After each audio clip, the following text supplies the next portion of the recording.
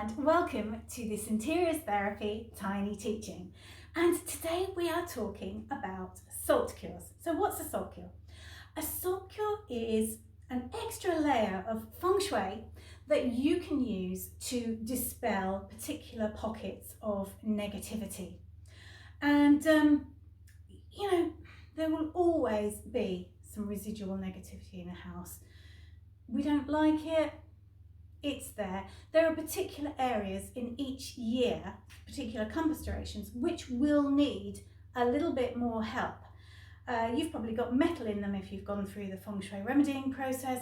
If you haven't, then adding in a salt cure will at least take some of the pressure off for you. So what do we need? It starts off, oddly enough, with salt, rock salt by preference. You also need 6 Chinese coins. These are just available on Amazon. They come in packs of 100. They look like that. Okay, they've got 2 sides. They've got a busy side with 4 characters on it and a quieter side with 2 characters on it. We're going to have it busy side up, so just bear that in mind. You also need a small silver coin, and for that I'm using this 5p piece. UK currency. There will be a similar small denomination silver coin in whatever currency you use. So what we're going to do is take a glass and some spring water and our salt, and I've put the salt into a jug to make life easier on me, and you pour the salt in to about 3/4 full, and then even it out, tap it so it's nice and flat. Then take your coins, and as I said, busy side up, and put them in. I choose to do it clockwise, equidistant apart around the outside, and you'll see I'm putting them busy side up all the way around. Okay. When that's done, you take your small silver coin and again put it busy side up. So heads is probably the quiet side, tails on this one is the busier side. So in it goes.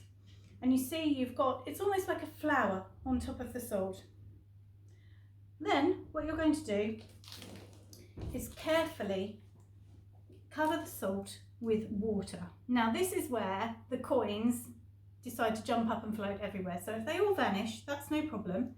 But I'm going to try and do it very carefully so that they won't all take off. Oh, one's going. There we go. So the salt is now covered, the coins are covered, and your salt cure is ready to go into action. It really is as simple as that. You're allowing the salt to absorb negativity in your home and get it out of your space, which can only be a good thing. So what do you need to know about salt cures? Well, when they're in full action, it's almost like alchemy. The metal reacts with the salt and the water and negativity in the air, and it creates a bloom around the glass. Now, if you'll see from these pictures what a bloomed salt cure can look like, but sometimes they don't react at all. You know, if your home is really calm and everything's great, you might find that nothing at all happens. Fantastic, lucky you. But if it does bloom, always use rubber gloves to move them around. When it comes to the end of the year, we're just after Feng Shui New Year now, so if you're lucky, your salt cure will go all the way through to February of the following year. If it gets too much, and I have seen, not that we've had them, but I've seen salt cures bloom all the way around the outside like a huge flower, you might want to change that partway through the year. Just take your rubber gloves, throw the whole thing, the glass, any saucer or dish that it's in, the coins, the whole lot, they all need to go in your rubbish bin, not in your recycling. No, they just get right out of your house because they are holding toxicity which you don't really want hanging around.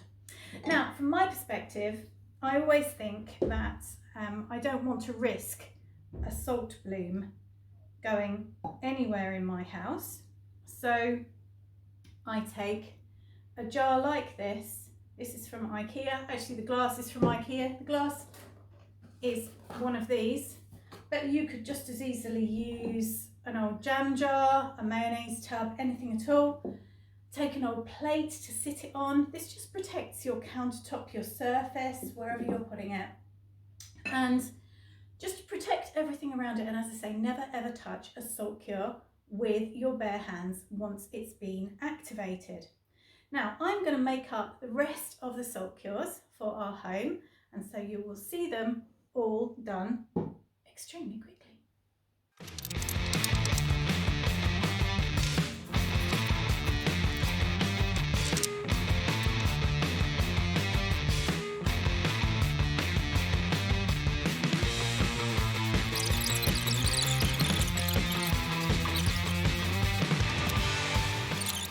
And there we are. This year's salt cures prepared.